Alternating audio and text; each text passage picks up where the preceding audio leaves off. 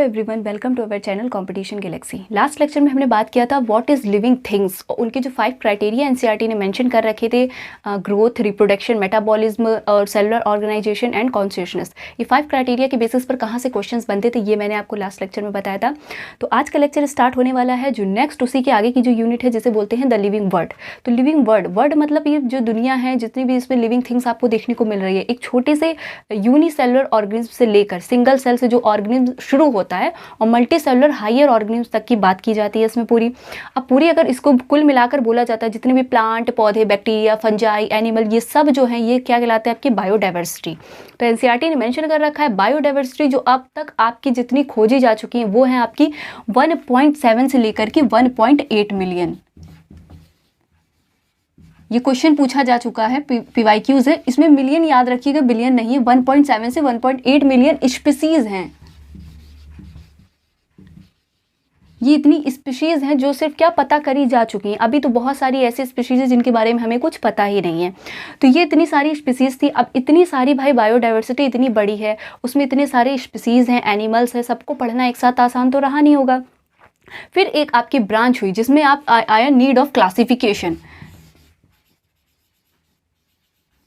Need of classification.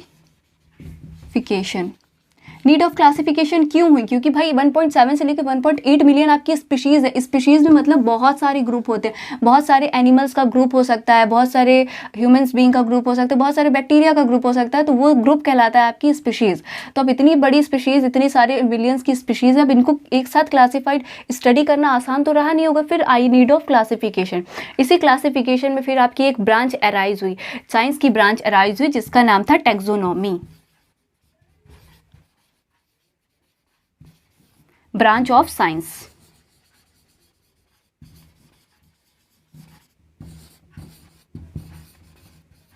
Branch of science arise taxonomy. Taxonomy में क्या था? जितने भी आपके ये जितनी सारी स्पीशीज़ हैं, जितने भी डिफरेंट टाइप की स्पीशीज़ हैं, इन सबको उठाकर एक ग्रुप में रखा गया। ग्रुप में ही रखने को बोला गया टैक्सोनॉमी। इसमें सारे स्पीशीज़ को एक ग्रुप में उठाकर रख देते हैं। अब क्या थी? Branch of science arise. इसके बाद अब भाई टैक्सोनॉमी है। टैक्सोनॉमी पहले आपकी 2 टाइप की होती थी, एक थी क्लासिकल और एक मॉडर्न। तो क्लासिकल में क्या होता था? कोई भी एनिमल या लिविंग थिंग्स नई देखने को मिली है तो उसको उसकी मॉर्फोलॉजी के बेसिस पर उसको क्या कर देते थे? क्लासीफाई कर देते थे। मतलब कोई नया अगर एनिमल देखने को मिला तो उसको बाहर से ऊपर तक नीचे तक देखा कि हाँ भाई इसकी 2 आँखें हैं, 2 पैर है, पूंछ है, ऐसे क्या किया? उसको कैरेक्टराइज किया और फिर उसको हो गया उसका क्लासिफिकेशन। लेकिन अब जो मॉडर्न टैक्सोनॉमी है उसमें क्या होता है? आपकी जो भी एनिमल या प्लांट कुछ भी मिला है तो उसको सबसे पहले क्या करते हैं? फिजियोलॉजी तो उसकी देखते हैं, मॉर्फोलॉजी ऊपर से देखना, एनाटॉमी इंटरनल भी उसकी बॉडी में क्या क्या फंक्शंस है और उसका सेलुलर ऑर्गेनाइजेशन कैसा है, मतलब वो सिंगल सेल का है या मल्टी सेलुलर है, उसके सेल्स में क्या क्या जो ऑर्गेनल्स होते हैं वो कौन कौन से हैं, कौन से नहीं हैं। तो ये आपकी थी मॉडर्न टैक्सोनॉमी। तो अब जो हम पढ़ रहे हैं, जैसे नेक्स्ट चैप्टर आप पढ़ोगे बायोलॉजिकल क्लासिफिकेशंस, तो उसमें क्या है? आपकी मॉडर्न टैक्सोनॉमी के बेसिस पर सारे स्पीसीज को क्लासिफाई करके रखा गया है। तो ये हो गई आपकी टैक्सोनॉमी। अब इसी में अगर बात करें इसको किसने टैक्सोनॉमी किसने अराइज की थी? नीड ऑफ क्लासिफिकेशन आई इसलिए क्योंकि इतनी सारी स्पीशीज है, एक साथ पढ़ना आसान नहीं होगा। तो need of classification of taxonomy के वो जो थे साइंटिस्ट वो थे आपके कैरोलस लीनियस साहब।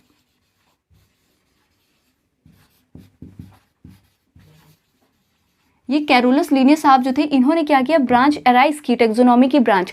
अब इन्होंने इसी में एक सिस्टमा नेचर, इनकी पब्लिकेशंस का नाम था सिस्टमा नेचर। सिस्टमा वर्ड आपको लास्ट पेज पर देखने को मिलेगा, इसके जस्ट पीछे वाले पेज पर। इसका नाम है कि किसी भी वे में अगर कोई स्पीसीज मिल रही है या कोई नया ऑर्गेनिज्म मिल रहा है तो उसको एक सिस्टमैटिक वे में अरेंज कर देना, तो इसका नाम था सिस्टमा। अब इनकी एक पब्लिकेशन लॉन्च हुई थी जिसमें बुक जो थी जिसमें उन्होंने सारे ऑर्गेनिज्म को एक ग्रुप में रखा था, उस पब्लिकेशन का नाम था सिस्टमा नेचर। सिस्टमा नेचर, ये थोड़ा इटैलिक फॉर्म में लिखा हुआ है, तिरछे फॉर्म में। अब ये हो गई आपकी क्या? क्लासिफिकेशन की इतनी हिस्ट्री। अब अगर बात करें क्राइटेरिया, कितने क्राइटेरिया के बेसिस पर क्लासिफिकेशन किया जा सकता है, तो इसमें 4 क्राइटेरियाज थे। सबसे पहले अगर मॉडर्न टैक्सोनॉमी की बात करें, अगर टैक्सोनॉमी में कोई नई स्पीशीज़ आपको मिली है तो उसका अगर आपको क्लासिफिकेशन करना है तो क्या क्या स्टेप होते हैं उसमें। तो सबसे पहला जो स्टेप होता है वो होता है आपका कैरेक्टराइजेशन।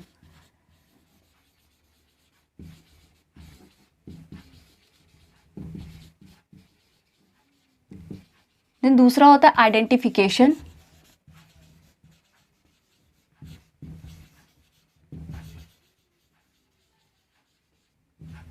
थर्ड है आपका क्लासिफिकेशन,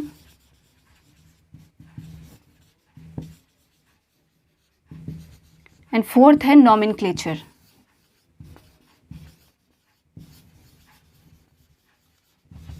इसमें क्या करते हैं, कैरेक्टराइजेशन में क्या करते थे, कोई भी अगर स्पीशीज़ मिली है, नई दिखी है, तो उसमें सबसे पहले उसको ऊपर से लेकर नीचे तक का देख लिया जाता था, उसके कैरेक्टर कैसे हैं, कैसे दिखने में हैं, ये हो जाता था आपका कैरेक्टराइजेशन। आइडेंटिफिकेशन में आइडेंटिफाई करते थे कि ये मतलब प्लांट की है, बैक्टीरिया की है, या एनिमल्स की है, किस चीज़ की स्पीशीज़ आपको नहीं मिली, ये आइडेंटिफिकेशन होता था। देन उसके बाद क्लासिफिकेशन में क्या होता था, ये किस ग्रुप से मैच कर रहा है, मतलब इसके कैरेक्टर सबसे ज़्यादा किससे सिमिलर हैं, किससे डिससिमिलैरिटीज़ हैं, वो होता था आपका क्लासिफिकेशन। उसके बाद आता था फाइनल नॉमेनक्लेचर। नॉमेनक्लेचर में क्या होता है, नामकरण होता है। जैसे कि अगर हम बात करें, एक मैंगो का ही एग्जांपल लिया एनसीईआरटी ने, अगर उसकी बात करें तो यहाँ पर कुछ और बोला जाता है, आपकी कंट्री में कुछ और बोला जाता है, डिफरेंट डिफरेंट जगह पर उसके नेम में चेंजमेंट है, तो ये कहलाते हैं आपके लोकल नेम, जो हम आम भाषा में बुलाते हैं। अब इसीलिए भाई हर एक स्पीशीज़ के अगर लोकल नेम रख देंगे तो फिर और टफ हो जाएगा उसकी स्टडी करना, इसलिए इसमें क्या किया, नॉमेनक्लेचर में साइंटिफिक नेम रखा गया। किसी भी लिविंग ऑर्गेनिज्म अगर कोई मिला है आपको, कोई नई स्पीशीज़ मिली है, तो उसको क्या करते थे, बोटेनिकल नेम, अगर प्लांट की स्पीशीज़ है तो उसका बोटेनिकल नेम रख दिया, एनिमल की स्पीशीज़ है तो उसका नाम जूलॉजिकल नेम रख दिया, इसलिए इसको साइंटिफिक नेम भी बोला जाता था। तो ये 5 क्राइटेरिया के बेसिस पर क्लासिफिकेशन होता। तो अगर हम बात करें नॉमेनक्लेचर की, सबसे पहले नॉमेनक्लेचर के बारे में दिया गया है, जिसमें उन्होंने कुछ स्टेप बताए हैं नॉमेनक्लेचर करने के, उसको थोड़ा सा डिटेल में बोला है, जहाँ से क्वेश्चंस भी बहुत ज़्यादा बनते हैं। तो नॉमेनक्लेचर की अगर बात करें तो एग्जाम्पल जो दिया है एनसीईआरटी में, Mangifera indica,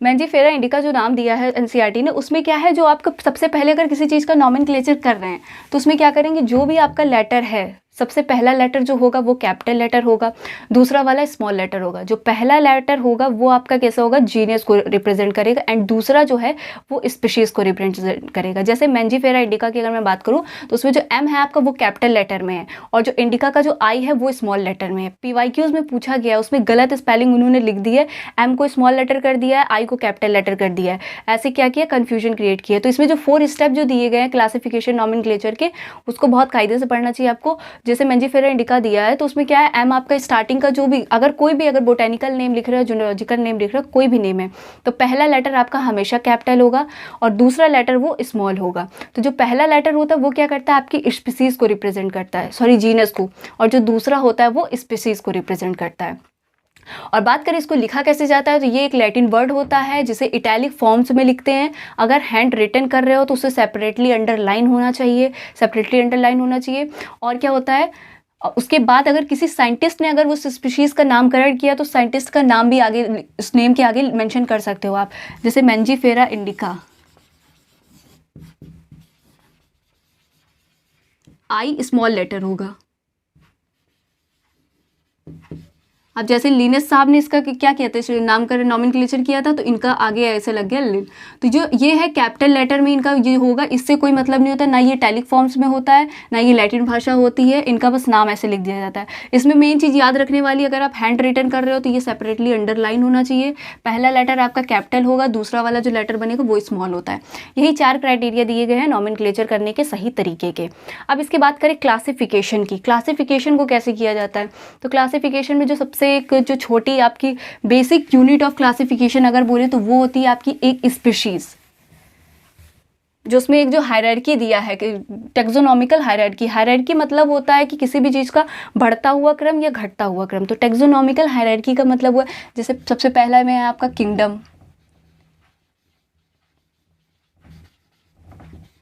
kingdom, phylum, class, order, family, genus, and last है आपका स्पीशीज।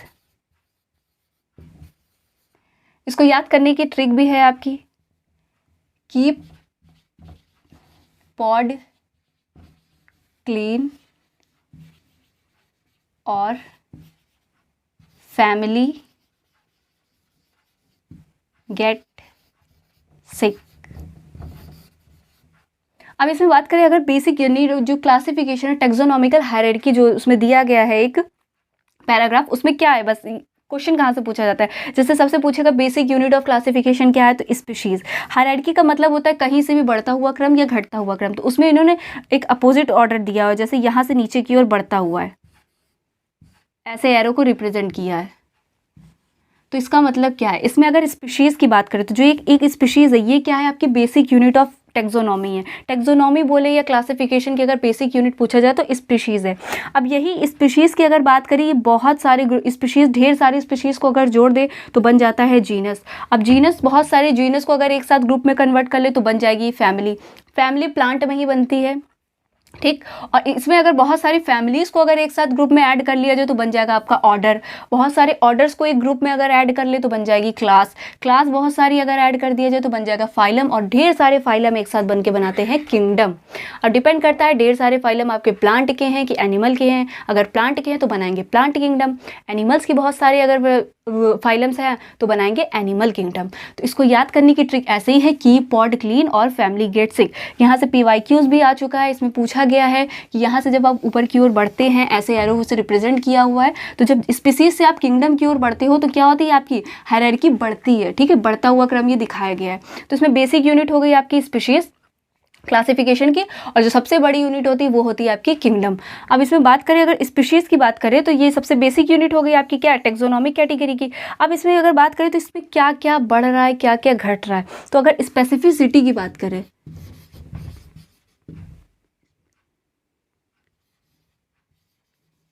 स्पेसिफिसिटी की बात करें तो अगर आप नीचे से ऊपर की ओर जा रहे हो तो ये क्या होगी, आपकी धीरे धीरे कम होगी, डिक्रीज करेगी। क्यों? क्योंकि जैसे क्लास 12th में होते हैं, हम क्लास में टॉप मार जाते हैं तो बहुत ज़्यादा नंबर आ गए तो एक अलग ही लेवल बढ़ता है। फिर उसके बाद जब कंपटीशन में उतरते तब अपनी असली पता चलता है कि हम कहाँ पर एग्जिट करना है। तो ये होती है आपकी स्पीसीज। जब आप क्लास में थे तो आप स्पीसीज थे, उसके बाद जब आप बाहर आए हो तो वो कहला गए किंगडम। तो क्या होगा, धीरे धीरे जब ऐसे क्लास से एक स्टैंडर्ड बढ़ते जाते तो हमें अपना लेवल पता चलता है, जब बहुत सारे लोग कंपीट करने लगते हैं। तो वही ऐसे स्पीसीज, आप खुद एक सिंगल हो जब अपने क्लास में बहुत ज़्यादा अच्छी रैंक लाए थे, और ये फिर धीरे धीरे किंगडम क्या हो गया, एक कॉम्पिटिशन बना गया जहाँ पर आपकी क्या स्पेसिफिसिटी धीरे धीरे कम हो जाती है। ठीक, यही होती है। तो स्पेसिफिसिटी क्या होती है, जब आप ऊपर की ओर बढ़ते हो हायरार्की में तो आपकी स्पेसिफिसिटी डिक्रीज होती है। अब कैरेक्टर की बात करें, common character,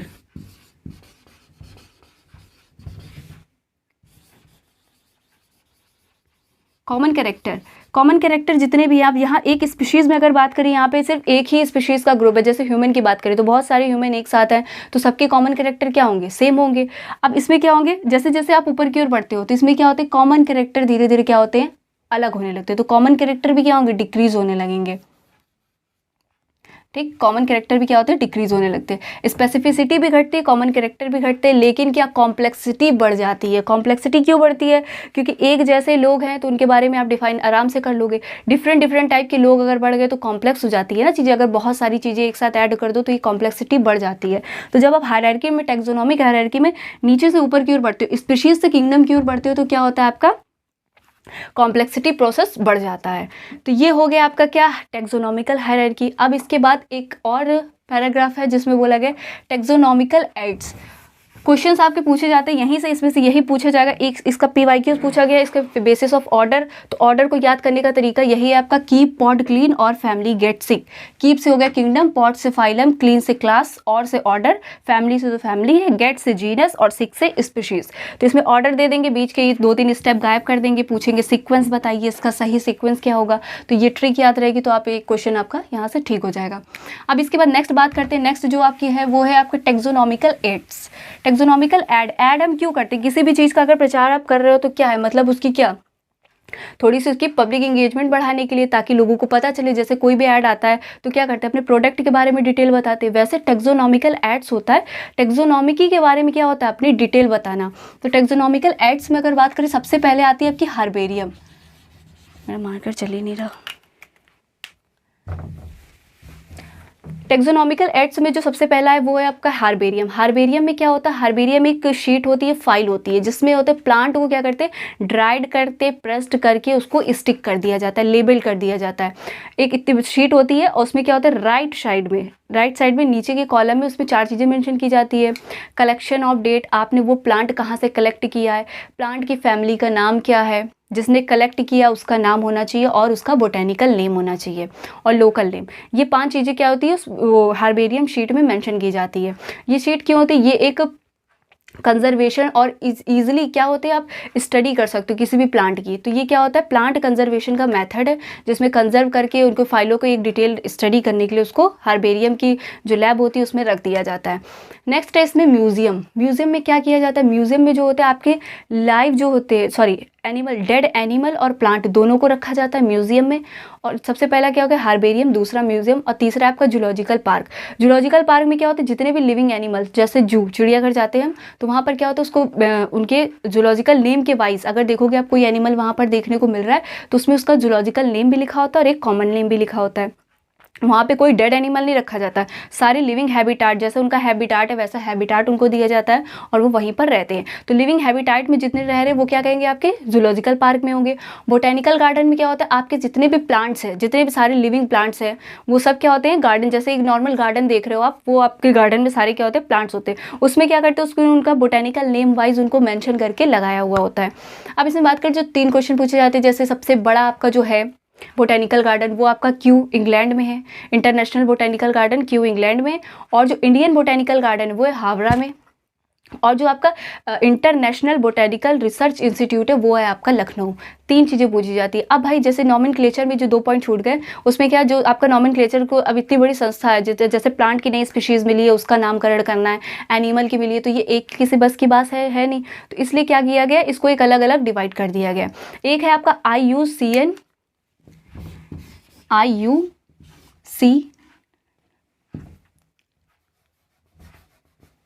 ICZN international code of zoological nomenclature, और एक है ICBN international code of botanical nomenclature. मतलब जूलॉजिकल मतलब जितनी भी नई एनिमल की कोई स्पीशीज़ देखने को मिल गई तो उसका नॉमेनक्लेचर करना है तो वो ये वाली संस्था काम संभालती है। अगर कोई प्लांट की अगर नॉमेनक्लेचर करना है तो क्या, botanical international code of botanical nomenclature इसका फुल फॉर्म है। ये थे आपके इतने पॉइंट्स। अब इसके बाद एक है टेक्सोनोमिक एड्स में की है आपका। की में क्या होता है, जितने भी आपको कैरेक्टर, अगर कोई नई स्पीशीज़ प्लांट मिला है तो उसमें कितनी सिमिलैरिटीज़ मैच कर रही हैं, कितना डिसिमिलर है वो, इसके बेसिस पर उसे क्या कर दिया था, आइडेंटिफाई। और ईच स्टेटमेंट ऑफ की इज कॉल्ड लीड, लीड कहते हैं LEAD। की का जो एक स्टेटमेंट होता है उसे कहते हैं लीड। अब इसी में सबसे लास्ट में एक और पैराग्राफ है जिसमें लिखा फ्लोरा मैनुअल्स मोनोग्राफ। फ्लोरा क्या होता है, कोई भी एक पर्टिकुलर एरिया में जितने भी आपको प्लांट्स देखने को मिल रहे हैं उनके हैबिटाट के बारे में इंफॉर्मेशन देना, आइडेंटिफिकेशन करना, ये काम होता है फ्लोरा का। मैनुअल्स में क्या होता है, जितने भी आपके आइडेंटिफिकेशन करना और उसके कैरेक्टर को आइडेंटिफाई करना, एनिमल्स के कैरेक्टर, मतलब कोई भी स्पीशीज़ मिल रही है तो उसको आइडेंटिफाई करना क्या होता है आपका मैनुअल्स में, फ्लोरा मैनुअल्स। और मोनोग्राफ्स में क्या होते हैं, जितने भी आपके एनिमल्स आसपास के हैं, प्लांट एनिमल्स दोनों को क्या करते थे, आइडेंटिफिकेशंस किया जाता है। तो ये होते हैं आपके फ्लोरा मैनुअल्स मैनोग्राफ। ये भी क्या आपके टेक्सोनॉमिकल एड्स का ही एक पार्ट है। तो अगर बात करें कि टेक्सोनॉमिकल एड्स कितने हो गए, सबसे पहला हार्बेरियम, दूसरा म्यूजियम, तीसरा बोटेनिकल गार्डन, चौथा है जूलॉजिकल पार्क, 5वां है की, और सबसे लास्ट में जो दिए गए छोटे छोटे जो हैं flora manuals monograph and catalogues. तो this is a complete all about the living world. इसमें से ही आपके जो पोर्शंस हैं जहाँ से मैंने बताया वहीं से क्वेश्चंस आते हैं। मैक्सिमम चांसेस होते हैं आपके नॉमेनक्लेचर से पूछे जाने की कि कहाँ से कौन से स्टेप है, कि मतलब पहला नाम दे देंगे आपको, एक बोटेनिकल या जूलॉजिकल नाम दे देंगे, इसमें बताएंगे बताइए कौन सा स्पीशीज़ नेम है, कौन सा जीनस नेम है। आइडेंटिफाई करना पड़ेगा कि ये रॉन्ग लिखा है या राइट लिखा है। तो इसको आइडेंटिफिकेशन के जो 4 स्टेप उसमें दिए हैं उसको बहुत कायदे से याद होने चाहिए आपको। और जो स्पीशीज़ में कुछ एग्जाम्पल दिए हुए हैं वो एग्जाम्पल पढ़ लिए, और एक टेबल दी है 1.1, ये टेबल ऐसी टेबल दी है NCERT में, उसको अच्छे से आपको आइडेंटिफाई होना चाहिए, याद होनी चाहिए। जो 5 उन्होंने क्राइटेरिया दिए हुए हैं एनिमल्स के और प्लांट के नेम, उसके क्या क्या ऑर्डर, फैमिली, कौन से किंगडम का है, बस यहीं से क्वेश्चन आते हैं। तो this is all about living world chapter finished. Next lecture में हम बात करेंगे बायोलॉजिकल क्लासिफिकेशन के बारे में। तो keep learning, keep growing and subscribe my channel.